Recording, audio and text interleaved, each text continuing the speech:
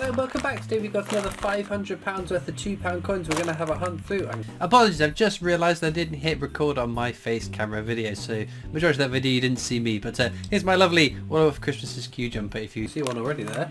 Don't know why peek in the bag, but something caught my attention there. We're going to look for commemoratives like that one. Ones with more than face value, ideally though, ticking off some of the coins we still need. We've got the full Commonwealth Games set, which is very, very nice. We just need Olympic Beijing handover. We've ticked off Rio as well, which is very, very cool.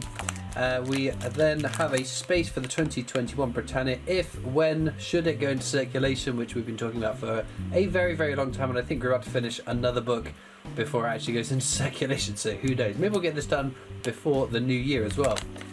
Speaking of new year, new jumper as well. It's All I Want for Christmas is Q. Available on my Teesprings account if you want to check that out. So, let's get into this bag, see what we find.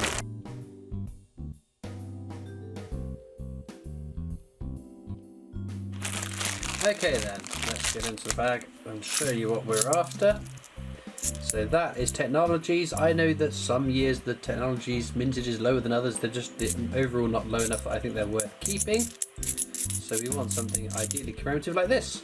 That is Lord Kitchener. So Lord Kitchener itself, a very common coin, but there are some issues with the coins in that there is a mule error where the obverse or the head side doesn't match what the reverse should be. So you need to check at the bottom. If the obverse says £2 at the bottom, which on this one sadly it does. So this one is not the mule error. That's the major difference to spot the mule error, which would be a lovely coin to tick off. But that's our only commemorative from this bag, sadly. But plenty more bags to go through, plenty more wonderful and glorious commemorative coins to come across. We've had a bit of a hot streak recently, so we can't really grumble. I'm running out of videos in terms of time to remind you, or not to remind you, but to highlight. Oh, that's Florence Nightingale, very common, but one of my favourite designs. So I am going to the Royal Mint Experience on the 12th. Oh, there's another Florence Nightingale. On the 12th and 13th of November, which is a date rapidly approaching. And I'm on midday tours on the Saturday and the Sunday. So if you're coming along to the Royal Mint to get the new Strike Your Own, or you are wanting to come say hi, please do feel free to. It would be great to meet subscribers. I know myself and a bunch of other coin tubers are going together. Just a bit pink on that one. There we go. Our first coin over face value is Shakespeare's Histories, one of the 3 coin set. Check the edge inscription on these. Hollow crown, which this one does say, so not an edge inscription error there. I check all my 2016s because it seems to be a bad year for whoever it was that worked on the edge inscription machine. This coin is Charles Darwin. There's too many Charleses on. There's one more Charles actually now, isn't there, with the memorial coins? But yeah, another common coin. Again, you'll see plenty of that. Oh, that looks a bit... The cap looks a bit more pronounced on that one than it usually does. But this was one that's, again, a smidge over face value. Robert Burns. We don't mind finding one of those. It's another keeper. But no, it's a great time to come to the Royal Mint Experience because the Strike Your Own, for those that don't know, if you go to the Royal Mint Experience, you can do a tour and you can pay a little bit extra to strike your own coin whilst you're there. And it has literally just changed to the Memorial 50p. This is the First World War Army Centenary. Check for a rotation error, which it doesn't have. Age inscription, King and Country, which it is, so nothing too extraordinary there. So yes, the first Strike Your Own with King Charles III on the obverse. So I am very excited to go down and get my hands on that. I think my what's it called? Memorial coins have arrived from the Royal Mint though. I was concerned at one point I would get the Strike Your Own before I got my actual commemoratives that I'd ordered. This is another Shakespeare's Tragedies. Again, check rotation. What a piece of work is a man. So that one is fine. No edge inscription error to be had there. So oh, Active Union there. It's another particularly common coin though. So yeah, just like with the Winnie the Pooh and Friends coin that was the last Strike Your Own, I actually got my Strike Your Own before I got my brilliant uncirculated coins I'd ordered from the mint. I did go down very, very quickly because I had a real worry that that wasn't going to be live for very long, and I am unbelievably grateful for the Royal Mint for giving me another Army Centenary that says for King and Country. Unbelievably grateful, and I would encourage anyone else watching who has this issue whereby the Royal Mint never usually tells us anymore the date that a strike drone will be valid from. So it's okay for those of us that live close, like I'm not that far away, 2-hour drive isn't the end of the world, but for those that live much further afield, we don't tend to get much warning or idea of when and where strike drones are going to start and finish. But that's not to say that we all want to know what the strike drone is going to be, but to be able to plan a trip, because I've got a bunch of friends that like to come along, subscribers that like to come along as well. So if we know a coin is going to be a strike drone for 3 months, we can book the 2nd or the 3rd month to give everyone maximum time to prepare and arrange things to come down. The problem was always, like with the Winnie the Pooh one, not knowing how long that was going to be a valid strike drone for. If it had only been a month, I only had that weekend free to go down, so I had to whiz down. It turns out it was there for a very long time, or a reasonable amount of time that I could have gone at a later date without rushing down like a lunatic. So this time they have actually told us when it's going to run from and to, and I need to sneeze. So knowing when this one's going to run to and from, I've been able to, well, we know when we need to go again, basically. Right, World War I Army Centenary, no rotation error, King and Country on the age inscription, that's fine. Another Jodie Clark 5th portrait, which will be something. Shakespeare's Tragedies, what a piece of work is a man. That's all fine and dandy then. So yeah, we know that I'm going to go back again before the end of the year, sometime in December probably, on a free weekend then, to get the last strike drone for the year. But it does mean that we can say, like, we'll be going on this day and give viewers the maximum time to arrange themselves to come along as well. Because, like I said, I know I do, and I know a bunch of my friends that come down as well love meeting subscribers face to face. No rotation error, no edge inscription error either. Apologies, bit of a sneezing fit. Hopefully, it doesn't continue. That is no fun at all. So yes, and I just think it's important that we share our thanks to Royal Mint for doing this, giving us the dates that it's going to run to and from, because everyone's very quick normally to jump to give negative feedback, but the positive feedback doesn't always filter in. I think it's important just to share that. Right, Brunel's portrait. We know that that's a fairly common coin, one of 2 Brunel coins, and there's the second one, bizarrely. Brunel's achievements, the arches at Paddington Station. I was there fairly recently. I went to CoinX with the Britannia Coin Company, the coin dealer which I'm employed by to make videos for them. So links are in the description if you want to check those out. But yeah, I went to Paddington Station as part of my trip in. It's not the train station I usually use. In fact, it might have been the first time I've ever been to Paddington Station. Formerly living in Basingstoke, we always ended up going into London Waterloo, but so that was an experience, not knowing where the tube station was. Not hard to find the tube line I was after, but I survived. And next time I have to go there, I will know.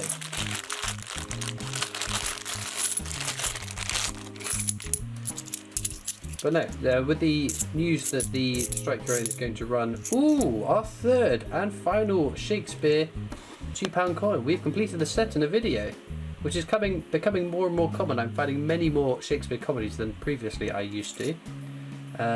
All the World's a Stage, so that edge inscription is perfectly fine. But like I said, it does complete our little Shakespeare set there, which is wonderful. We've got a double Marconi. Wireless transmission, both very common. 3 in a row, my goodness. Active Union. Super stuff. Should we do an edge hunt? We haven't done an edge hunt, and sometimes I prattle on so much I totally forget to do it. Okay, standing on the shoulders of giants is the edge inscription on the technology's design. This second from bottom one is this wibbly wobbly line, which is going to be the Trevithick or steam locomotive.